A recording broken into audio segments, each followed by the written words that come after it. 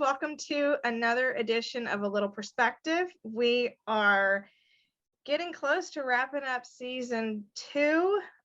Super excited to have the guest that we have today. She is going to be talking about her personal experience in a couple of different areas. And it's really going to be enlightening for us to have a little perspective of what it's like to lose your eyesight, but also educational to learn how to navigate the higher education system a little bit as a person with a disability. So, Samyuktha, how are you today? I'm doing great. I'm doing fabulous. Just excited to be with you on another evening and to interview another awesome guest of ours. And I have the pleasure of knowing Christine Tran. She is also from the Chicago area. And I had the pleasure of hearing her story and learning from her and her experiences as, a disabled student. And she has recently joined the Alumni Association Board of Directors as a new board member. So I'm definitely happy to have her on and excited to see the contributions that she will bring to the board and the Benedictine University community as well. So, Chris, why don't you introduce yourself to everyone? Hi, everyone. My name is Christine Tran. I also go by Chris. I'm a lifelong Chicagoan. I'm proud to be a part of the neighborhood of Albany Park in Chicago. My parents emigrated from Vietnam. I am a bilingual speaker of Vietnamese as well. I am a proud graduate of Benedictine University and a new member of the Alumni Board of Directors, as Samyuktha mentioned. Come this December, I will have been disabled and will have a visual impairment due to a rare condition called optic nerve atrophy. And I'm here to share my experience of what it's like to not only have a visual impairment, but also share some insights of what it feels like to navigate the educational system as a disabled student, but also hopefully share some insights of how my experience as a disabled student has helped me to thrive. I'm also a soon to be a twice published poet, and just to share some insights as to how your disability doesn't have to define you, but also how you can find hope and healing through other sources as well. Awesome. Thanks, Christine. So our first question is, could you talk about what is optic nerve atrophy and what was like, could you, and also share like the events leading up to, the diagnosis, and after that, have you been impacted and moving forward with this new disability? Yeah, so this event came about in December of 2018, and it was surrounding the Christmas season. I was at church with my family, and I was literally on the stage singing a hymn, and all of a sudden my vision went from completely normal and it literally went blurry out of nowhere. And my family took me to the emergency room. And usually when you're in an emergency room, they can only treat like high trauma situations. And when I was there, they took a CT of my brain, and they could see that there was no no tumors in the brain. And they went to see like if I were taking any kind of medications that could have caused this event. And they basically sent me home. And it was a really disheartening situation because I felt like the medical staff were really dismissive toward me. And it almost felt like they were treating me like I was lying, or I was crazy, and they were very dismissive. They almost treated me like there was nothing wrong with me, even though I said that I couldn't see clearly. So the next step was I went to see an ophthalmologist. And for those of you who don't know, there's a difference between an ophthalmologist and optometrist. An optometrist is a doctor that prescribes glasses, and an ophthalmologist is an actual eye doctor. And when I went to see this ophthalmologist, they too also said that they looked at the front of my eye and also saw that my eye was normal. But thankfully, they said that given my symptoms and how like there was still like no abnormality that they could see, and yet my vision was still highly blurry, and I was reporting that it was getting worse. By this point, a couple of weeks had passed, because in order to see an ophthalmologist, like from the time that my vision had gotten blurry, a couple of weeks had passed, they said that I likely needed to see a specialist called a neuro-ophthalmologist. And this kind of specialist is a doctor that specializes in both the eye and the brain. And thankfully, I had an insurance that allowed me to see the specialist, and I called and I got in relatively quickly. And the interesting thing is, when I first went to see the neuro-ophthalmologist, they took pictures of the back of my eye and the back of my brain. They said that they didn't see any abnormality, and they said that they would want to follow up with me in about a month. And then in between that first appointment and second appointment, then was a time that they saw what was called pallor in the optic nerve. The optic nerve is the nerve that sends signals between your eye and your brain, allowing you to see. And in between the time that had eclipsed between the first appointment and the second appointment, there had been significant change between the optic nerve. In the beginning, it was normal. And in the second appointment, they had seen significant pallor or change in the optic nerve. Then they had diagnosed me with optic nerve atrophy, meaning that nerve, the optic nerve that sends signal to the brain, had atrophied. And what is significant about this condition are two things. The first thing is that optic nerve atrophy is a condition that does not stand by itself. It is an underlying condition that is always caused by something else, either something that is autoimmune or something genetic, or always caused by something else. So once I had the condition, thereafter, I was sent to like a number of different specialists to try to figure out what was causing this.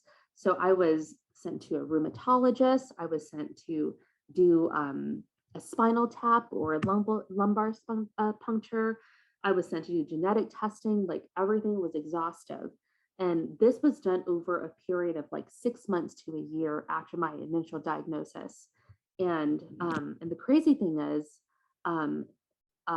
there was no diagnosis found in the initial year. And fast forward to, so this is 2018 to 2019, fast forward to about 6 months ago, which we're now in 2022, I continued to go to the eye doctor every 6 months to just follow up to see if the pallor in the optic nerve had ever gotten worse.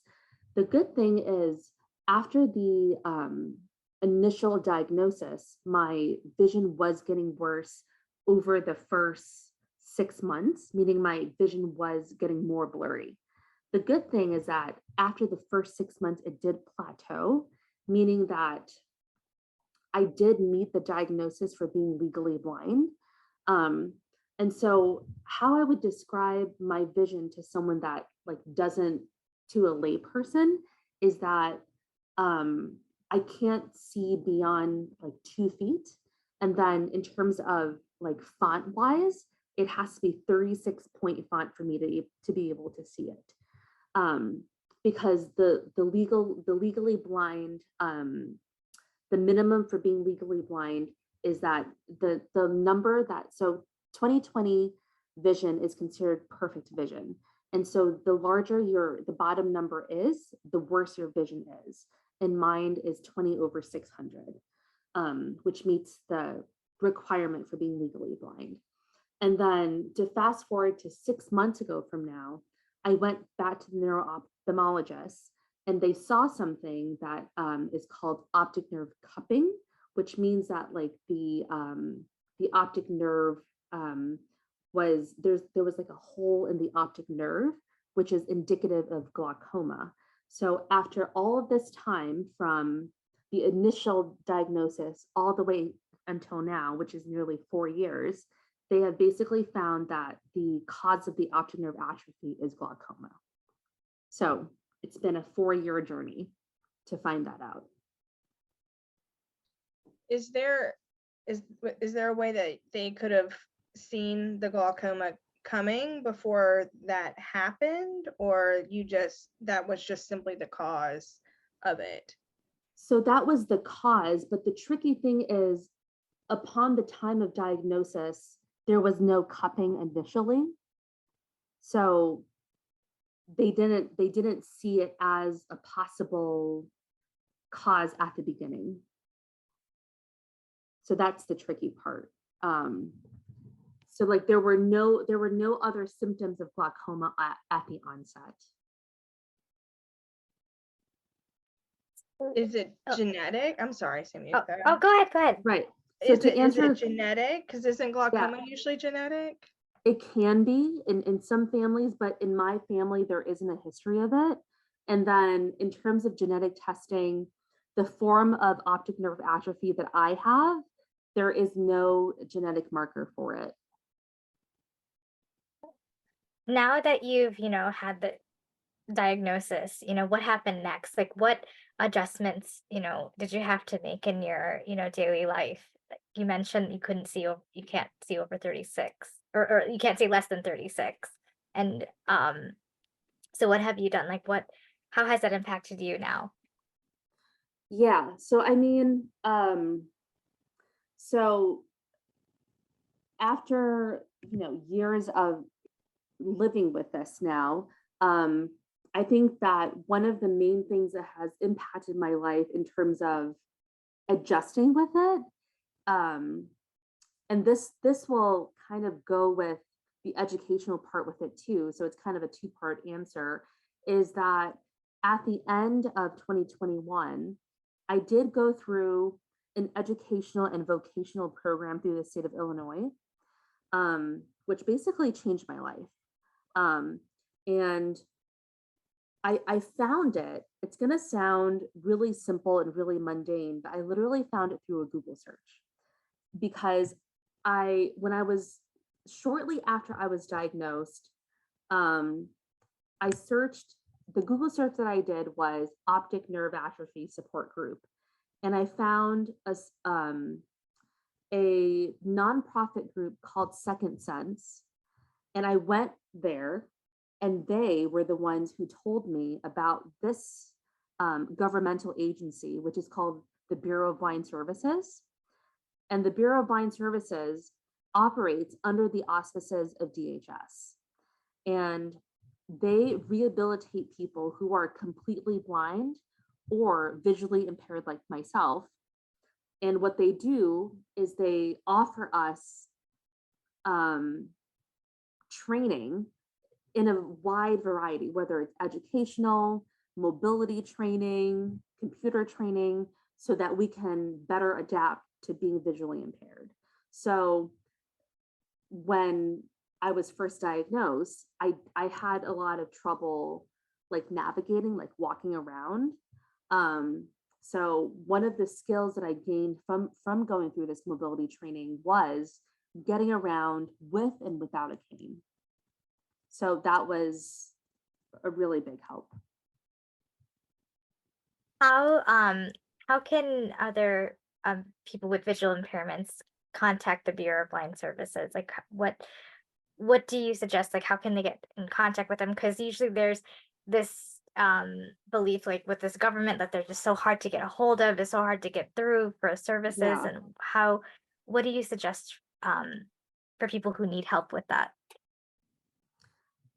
Yeah, I mean, I think that I feel like when it comes to governmental agencies and for people who need the service, there's a chasm, right? Like there's this feeling like there's a fear involved when you need the service, but there's a hesitation. So the governmental agency, I believe, has a website, and it's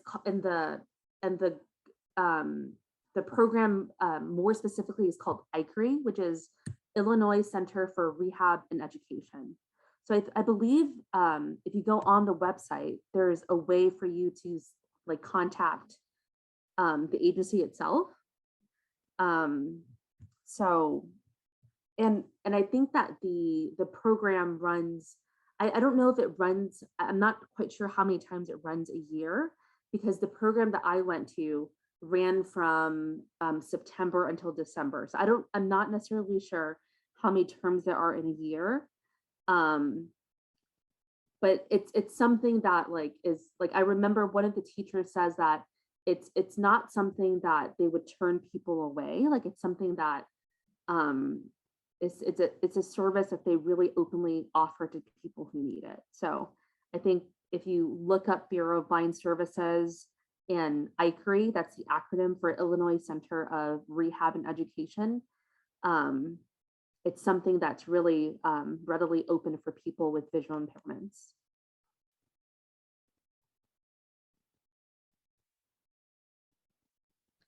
So I know that this service helped you to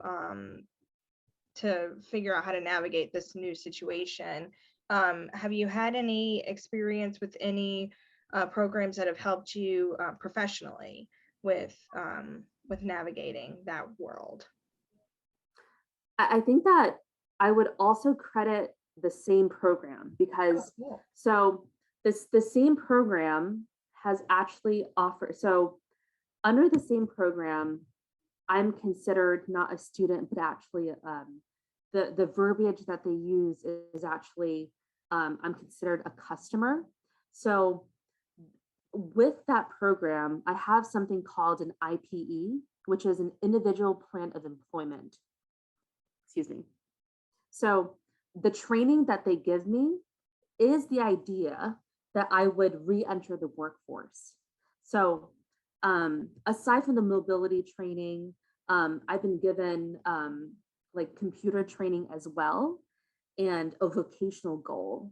So Samyuktha knows this because I've shared it at the Alumni Board Association.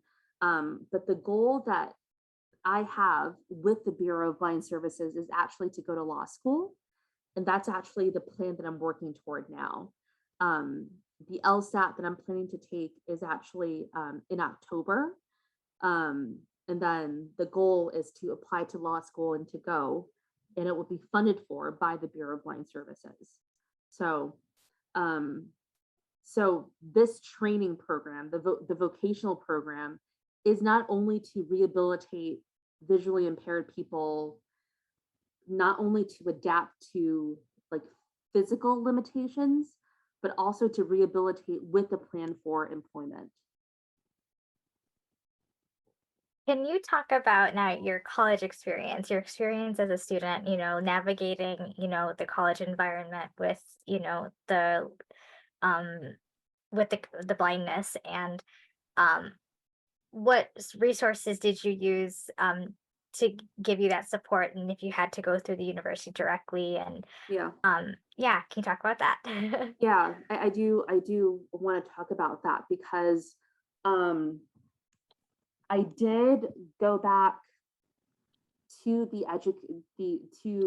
college experience as a disabled person. And I did take classes at both Benedictine and through the city colleges concurrently. And the experience was very different. And what I'm about to share is not meant to be like criticism or like necessarily a comparison, but I just want to be frank about my experience.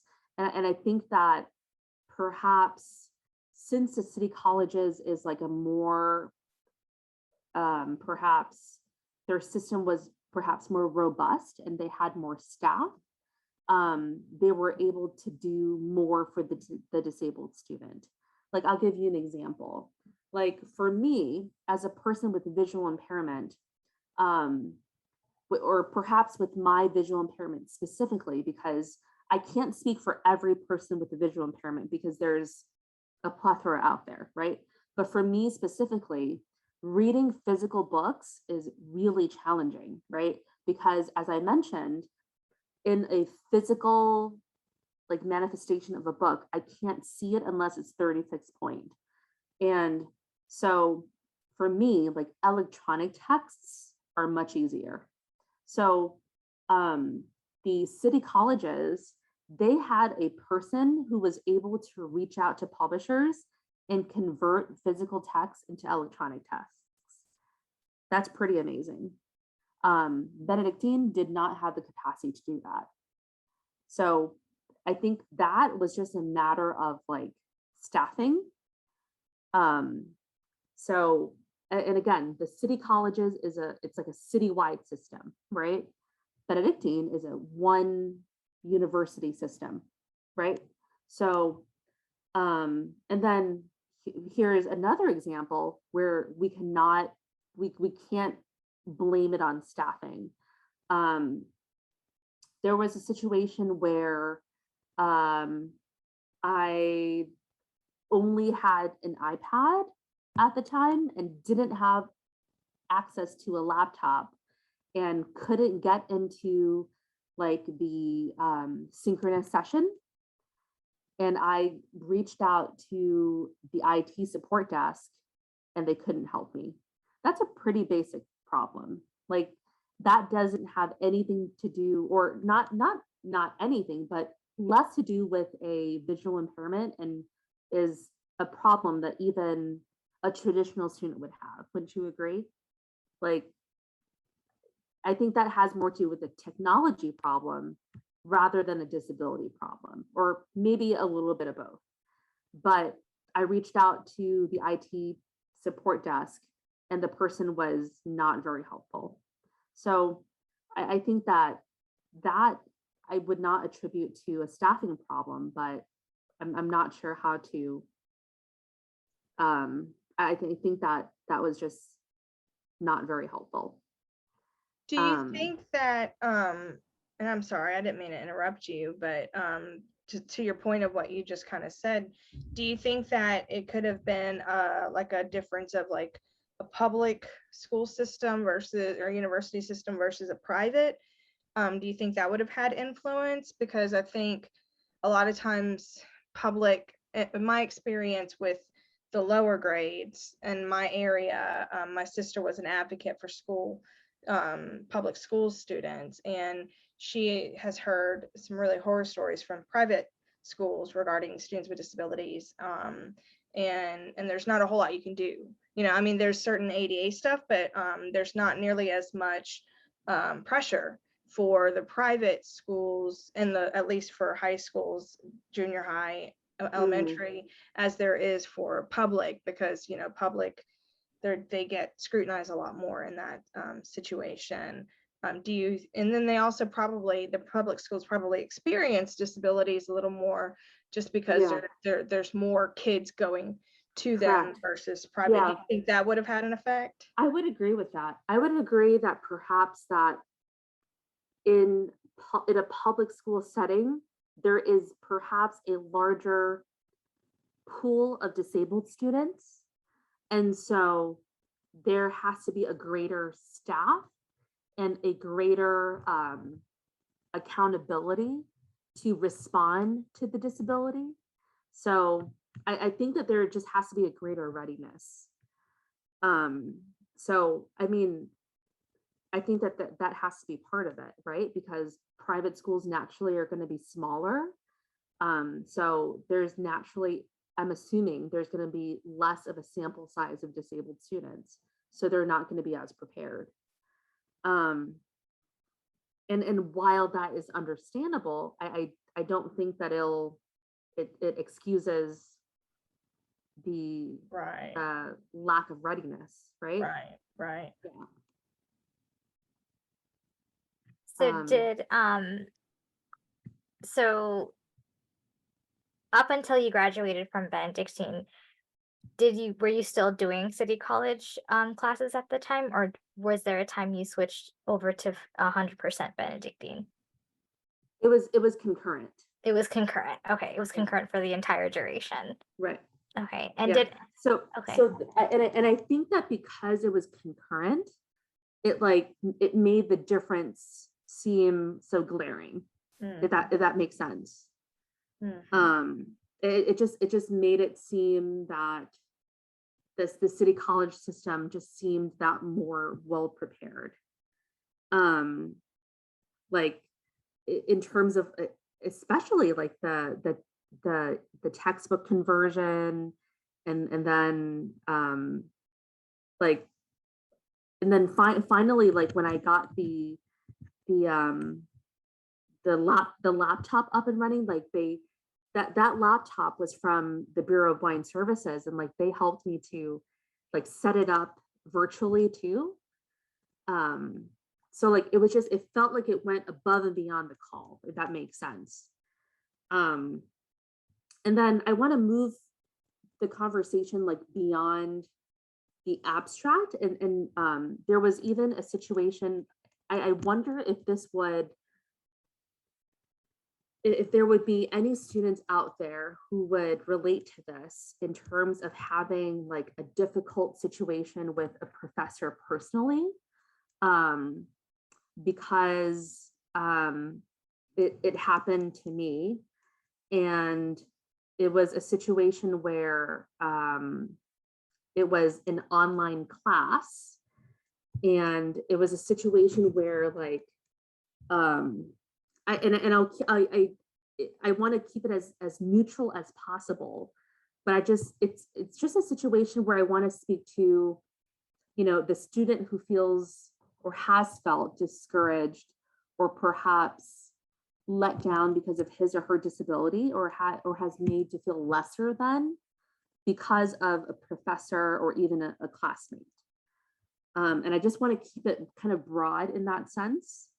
And I think that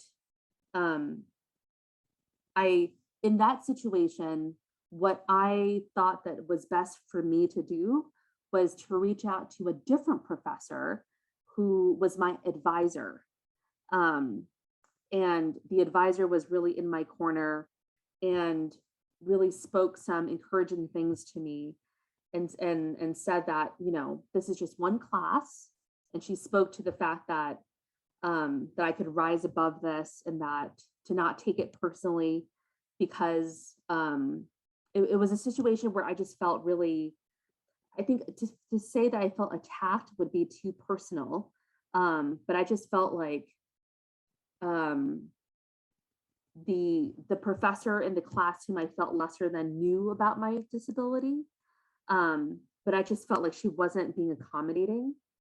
So I just, in the most broadest of terms, I just wanted to bring that up in case any student with a disability has ever felt that way.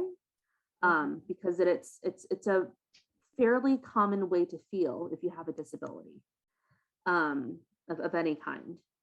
And sometimes you're left wondering, like, is this really happening?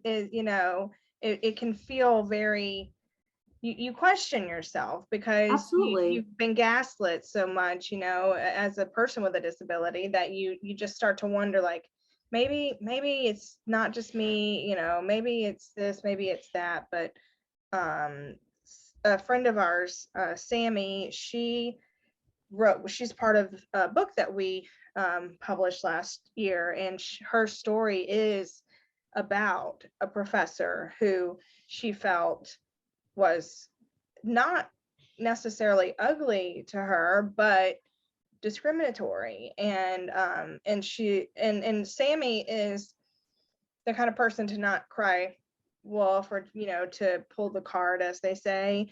And so I'm sure that it happens often, more often than we realize. So I'm glad that you brought that up, because like you said, if somebody's watching, then they can feel like affirmed that, okay, it's not just me, this is happening. So was the advisor's suggestion to just kind of write it out and deal with it, or how did you handle that situation? Yeah, so it was a situation where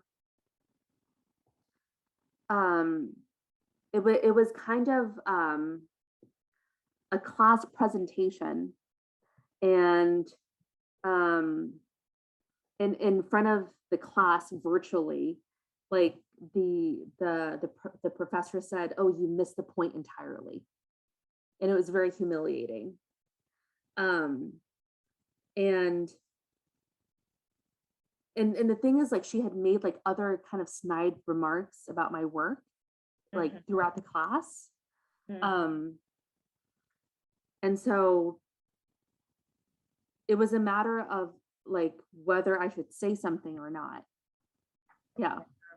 And so, and then it also came down to like the final project in terms of like the like how realistic it was for her to like expect me to do something like that, like per my visual impairment. So it came down to like me sending her an email and like and bringing those comments up, and asking her about like whether it was realistic, like whether the final project was realistic. And she actually apologized for making the comments. So I think that like instead of second guessing yourself and feeling like invalidated and like thinking that it's just in your head, sometimes it is actually what it is that you're thinking that the person is saying. So it's kind of a fine line to walk. But yeah, I bring it up because it can feel like very hurtful and like very embarrassing especially in a public forum like that. Yes, thank you. Thank you for bringing that up. Thank you for being so open to share about it, because like you said, like there are listeners or how like there are other disabled students that can definitely relate. I could like we all can relate in some way, and it's very affirming to hear like, no, you're not, like we're not crazy. Like we're not overthinking. We're like this is really happening and this needs to be addressed. So going off of that, what advice do you have for students to navigate, the higher ed world, and what can, the institutions, the schools do better so that these students are helped and that their needs are met? Yeah, I think that's a really good question. So I think knowing who your support system is important. I think specifically like at Benedictine, I want to draw attention to like my support system who was there. Like my advisor was always in my corner, and specifically like there was like the disability committee was there. But I think like also like not to second guess yourself based on like people's projection of what a disabled person is supposed to be. Like I'll give an example of that based on something that happened to me at a public library. So at the public library, there's certain computers that have like ADA specific keyboards for people with visual impairments. And at one of the locations that I go to, the librarian is really kind to like when she knows that I'm coming in, like she'll set aside that keyboard or that computer for me. And one time I was coming in and that computer was occupied, and she asked the gentleman who was using that computer if he could use another computer so I could use that. And he became like really upset, and he said out loud, "Oh, but that lady isn't crippled," in relation to me. And like I was like really emotional, and I like had to stop myself from taking my cane outside of my bag. But like I thought to myself, like even if I brought my cane out, that wasn't going to change anything, because he was just gonna still be ignorant, like taking my cane out wasn't going to make him a more empathetic person. And I knew that he wasn't going to care anyway. So but I knew that in that moment that that librarian advocated for me, you know? So I think that like whether it's in higher education or whether in public, like knowing who your allies are. And I think being an advocate for yourself and for others is important. Knowing when to use your voice, and just not giving up on that, like not growing tired, like because I like there are days where it can feel very discouraging. But I think like never giving up the fight in terms of um like not growing weary and not yeah and not growing like disillusioned, because I think like there are people who grow tired, but I think that like so long as there are active listeners, then we should keep talking about it, is how I feel. Thank you so much. That definitely, like, using your voice, and it's never, I don't think you could ever do too much self advocating, like communicate, like even if you're feeling like you have to repeat yourself over again, and like I remember, like, I could definitely, when it comes to accommodations, especially when it comes like, because I like to travel a lot, and I always have to double check, triple check, call the hotel staff like 2 3 times 2 weeks before, or like the day before, the day of, to make sure, Mhm. hey, is this Yeah, stool gonna be in my hotel room? Is it going to be there before, so I have it there yeah. when I arrive, so I have to wait for it? It's like, I think it's so important to make sure like all those boxes are checked. Mhm. We're definitely getting to the end of our episode, so is there any final words, any last minute things you want to share for our listeners? I mean, I think um, for those who are disabled, I mean, keep fighting, you know, and never lose hope. I think it was Alexander Pope who says hope springs eternal. And then I think for those who aren't and want to understand more, I think active listening is what's most important, you know, and don't presume and just ask questions and be ready to listen. And I think that's what's most important.